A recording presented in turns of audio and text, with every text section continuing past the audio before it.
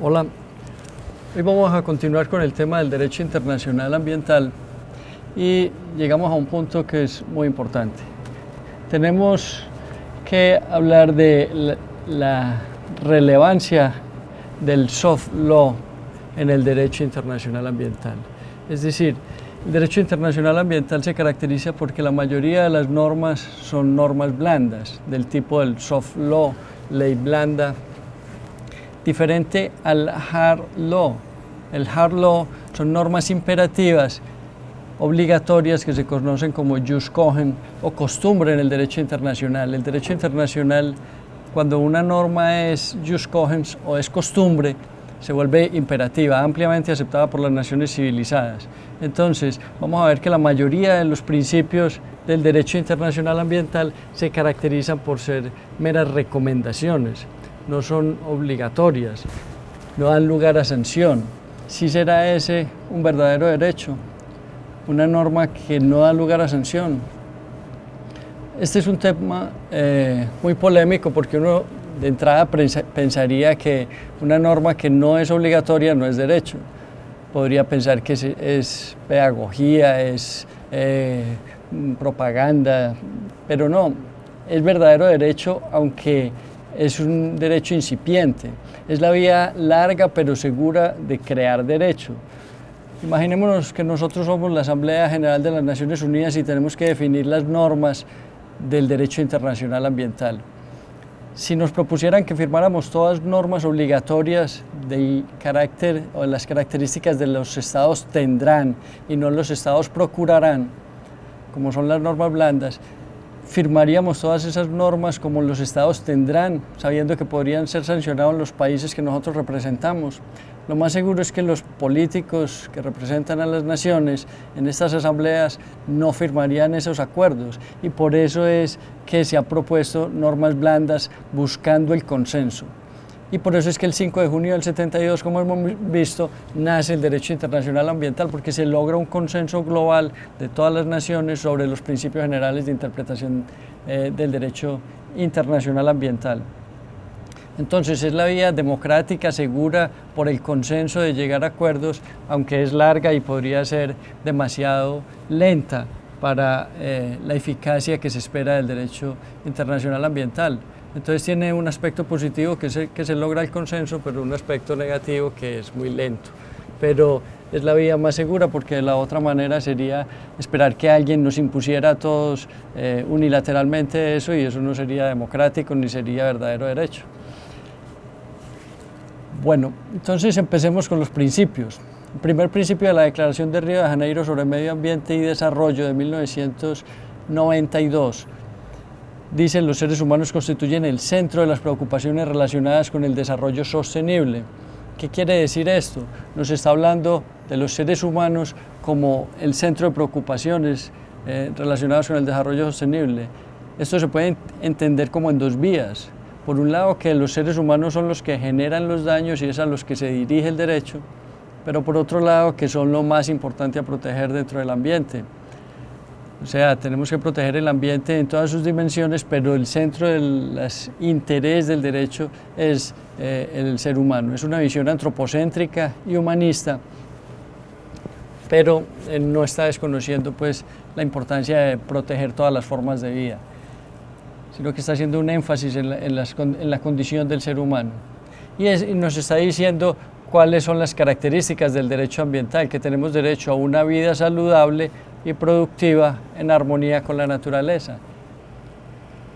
Junto a este principio tenemos el principio 2, que tiene mucha relación, y es un principio que es el mismo principio 21 de la Declaración de Estocolmo del 72, prácticamente el mismo principio copiado, y nos está hablando de dos asuntos importantes. Por un lado, la responsabilidad que tienen los estados de proteger su territorio y también el de sus vecinos. Es decir, cada estado será responsable por los daños que genere más allá de las fronteras con las actividades que desarrolla dentro de su territorio. Es el asunto relacionado con la responsabilidad de los estados por los daños transfronterizos. Pero por otro lado, este principio hace referencia a una discusión que tuvo mucha importancia en Río de Janeiro.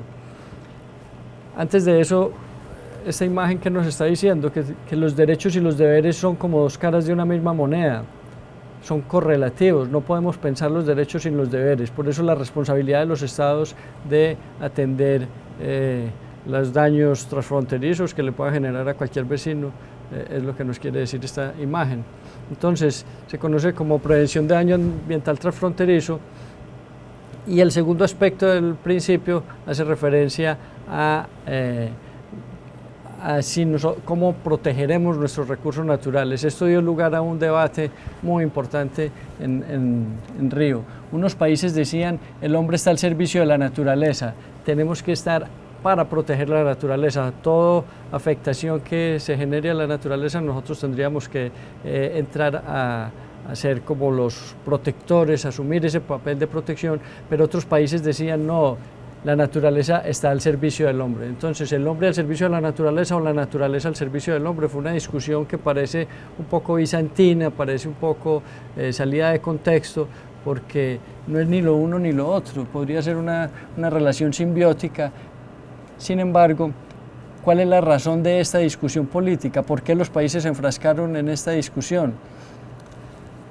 Pues tiene que ver con un asunto que no es meramente normativo y tiene que ver con la preocupación que sentían los países del tercer mundo de asumir la posición anterior, que es el hombre al servicio de la naturaleza. Esta la defendían muchos países industrializados con recursos para protección ambiental, no Estados Unidos propiamente, porque Estados Unidos usualmente participa en estas cumbres, pero no toma decisiones y usualmente no busca que se desarrolle el derecho internacional ambiental, porque siente que tiene mucho poder y no necesita el derecho. Y entonces ha ido siempre como para poner un palo en la rueda para que esto no avance, lamentablemente. Pero algunos países, digamos, europeos, con recursos de inversión ambiental y con necesidad de protección ambiental, proponían que el hombre estuviera al servicio de la naturaleza. ¿Por qué los países del tercer mundo, el G77, se opuso a eso y finalmente quedó la posición de la naturaleza al servicio del hombre que defendía el tercer mundo? Porque si hubiéramos aceptado que el hombre está al servicio de la naturaleza, pues nosotros, ¿cómo nos tendríamos que comportar? ¿Cómo se definiría cuál sería el comportamiento que tendríamos que asumir nosotros para proteger la naturaleza si estamos al servicio de la naturaleza? Pues eso finalmente lo dirían la comunidad científica internacional que está en el primer mundo, básicamente, que son los países que tienen capacidad de investigación y recursos de investigación. Entonces serían los países y la comunidad científica internacional del primer mundo los que estarían marcando la pauta de cómo es que nos tenemos que comportar para proteger a la naturaleza, y no esta posición que es la naturaleza al servicio del hombre, que reafirma el principio de soberanía o de autodeterminación de los pueblos. Entonces, para que no se resquebrajara el principio de soberanía o autodeterminación de los pueblos, el tercer mundo se opuso a la posición A, que parece una posición más proteccionista de la naturaleza, pero es una razón netamente política, no propiamente normativa. Bueno, vienen dos principios que son los principios 3 y 4 que nos hablan del desarrollo sostenible. El desarrollo sostenible en el informe Brundtland del 87 se definió como aquel que permite el desarrollo actual sin comprometer las posibilidades de desarrollo de las futuras generaciones. Es lo que conocemos como el fideicomiso planetario. La teoría del fideicomiso planetario nos dice que tenemos como una obligación con el planeta, como la tiene obligado en un contrato de fideicomiso. Cuando a usted le entregan una finca en fideicomiso, usted se puede pagar con los frutos, administrar la finca, usarla, pero cuando la devuelva, porque usted no es el pleno propietario, la tiene que devolver en condiciones de productividad igual o mejores a como la recibió. Entonces, esta teoría del fideicomiso planetario nos está diciendo que nosotros tenemos que tener en cuenta las presentes y futuras generaciones, un asunto de equidad intergeneracional. Y el otro aspecto del desarrollo sostenible es la equidad entre protección ambiental y medio ambiente y desarrollo. Entonces, por eso la declaración de Estocolmo, que se llamaba la Declaración sobre el Medio Ambiente Humano, se dice que es incluso más avanzada que la de Río. La de Estocolmo del 72 anterior y la del 92 viene a poner como el desarrollo al lado de la protección ambiental. Entonces, en aras de que la protección ambiental no se convirtiera en una talanquera como se ve bajo el modelo dominante de desarrollo, como si la protección ambiental fuera un obstáculo al desarrollo, entonces se busca que sea una equidad entre estos dos derechos de tercera generación o del tercer modelo de dignidad que ha alcanzado el desarrollo en su evolución histórica, el derecho en su evolución histórica. Entonces, esos dos principios nos están hablando de ese asunto. Desarrollo y protección ambiental van juntos y actuales y futuras generaciones van juntos para entender el concepto de desarrollo sostenible. Vienen dos principios que tienen que ver con un mismo tema, que es el tema de la pobreza. ¿Qué tiene que ver la pobreza con el tema ambiental? ¿Sí será esto un asunto realmente de derecho ambiental y de legislación ambiental? Pues uno podría pensar que las comunidades pobres contaminan mucho porque es muy visible a veces la contaminación que genera y contaminan distinto las comunidades pobres y ricas. Entonces, ¿quién contamina más, una comunidad pobre o una comunidad rica? Aunque cualitativamente contaminan distinto, cuantitativamente también hay una gran diferencia, pero se hace visible que las comunidades ricas son las que más contaminan. Entonces, este asunto que uno de entrada la relacionaría con el tema de contaminación no es un asunto propiamente de contaminación. Es un asunto que tiene que ver con el principio 1 de la declaración. ¿Qué nos dice el principio 1? Que el centro de las preocupaciones relacionadas con la protección del medio ambiente y el desarrollo sostenible es el ser humano. Entonces, si el ser humano está mal, no podemos hablar de desarrollo sostenible. Entonces, aquí nos dice que erradicar la pobreza es el objetivo 1 de los objetivos del milenio de las Naciones Unidas, y aquí está claramente relacionado con el tema ambiental, pero es fundamentalmente porque tiene que ver con los seres humanos. En este principio 5 nos está hablando de erradicar la pobreza a nivel de individuos, y en el principio 6 nos está hablando de erradicar la pobreza a nivel de países. O sea, es un problema que existan individuos pobres en cualquier parte del mundo, en países ricos o pobres, pero también es un problema que existan países pobres. Cuando existen países pobres, pues entonces no van a estar en condiciones de enfrentar adecuadamente el desarrollo sostenible, y por eso el tema ambiental es un asunto de relevancia, el tema de pobreza es un asunto de relevancia ambiental.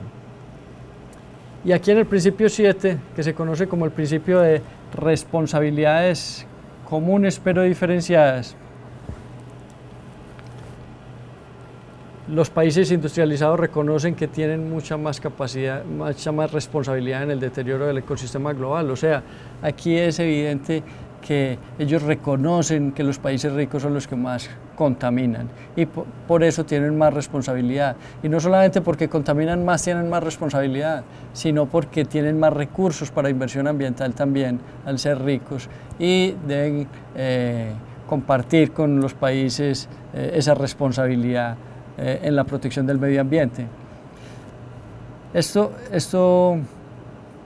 nos lleva a entender que los convenios que vamos a ir estudiando, los convenios por ejemplo de cambio climático y los demás, muchos países asumen una responsabilidad mayor y se tienen unos plazos perentorios mucho más rápidos en su vencimiento que los países que contaminan menos. Entonces, la contaminación que genera cada país le hace más responsable, porque ¿quién es el responsable de la contaminación? En principio, el que genera la contaminación. Y aquí el país que genera más contaminación tiene que asumir unos compromisos, primero porque está generando unas externalidades, un daño ambiental a los demás países, y debe asumir esa responsabilidad. Entonces se materializa en el protocolo de Kioto cuando los países tienen que reducir gases de efecto invernadero en unas fechas, y otros no se les fija una fecha porque tienen unos niveles de emisiones de gases de efecto invernadero mucho menores. Entonces este principio lo vamos a ver materializado en los convenios.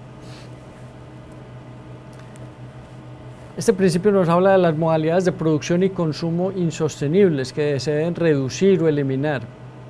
¿Qué es una modalidad de producción insostenible y qué es una modalidad de consumo insostenible? Pues fundamentalmente tiene que ver con cómo producimos y cómo consumimos los recursos. Hay unas modalidades de producción y consumo que son definitivamente insostenibles, por ejemplo, que el parque automotor mundial dependa casi en su totalidad del uso de combustibles fósiles. Eso es insostenible. No podemos decir que el uso del petróleo es insostenible, pero sí podemos decir que la forma como lo estamos usando y la velocidad a la que la estamos gastando es insostenible. Entonces es un modelo de producción y de consumo insostenible el que estamos haciendo de los combustibles fósiles, por ejemplo, y por eso tenemos que reducirla o eliminarla. Algunos se reducirán y otros se eliminarán totalmente, porque son totalmente insostenibles. Entonces, este principio nos obliga a repensar y a trabajar en esas modalidades de producción del modelo dominante que son bastante insostenibles. Sabemos pues que a mediados de los años 80 la huella ecológica se superó. La capacidad de carga del ecosistema planetario y ya estamos consumiendo más de 1.5 planetas para la capacidad de producción del planeta y para la capacidad de asimilación de los residuos que generamos. Entonces estamos consumiendo más de lo que el planeta tiene en capacidad de carga y eso es insostenible. También nos está hablando de políticas demográficas apropiadas. ¿Qué quiere decir esto? No necesariamente que hay que hacer control de natalidad, aunque sí hay que hacerlo en muchos países, pero no en todos. Hay países que tienen tasas de natalidad negativa, pero sí tenemos que tener políticas demográficas apropiadas a las condiciones de cada país.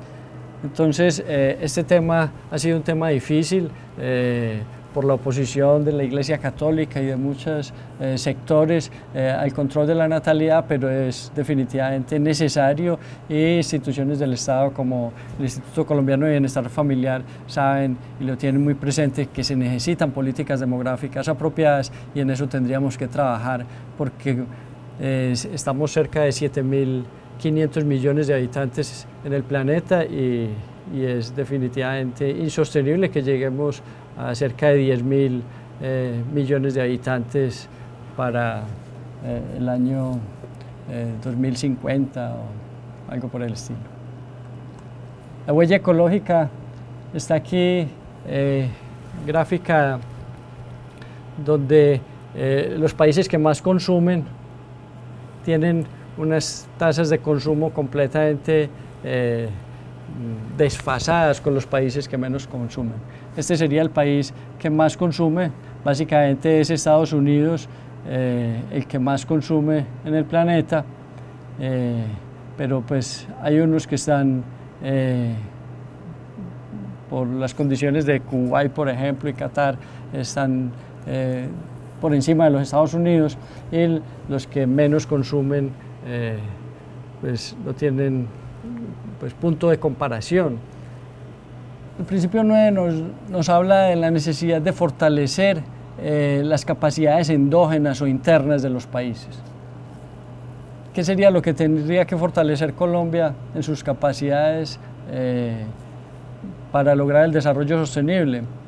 Nos está hablando no solamente de fortalecer las capacidades propias, sino de fortalecer el conocimiento científico.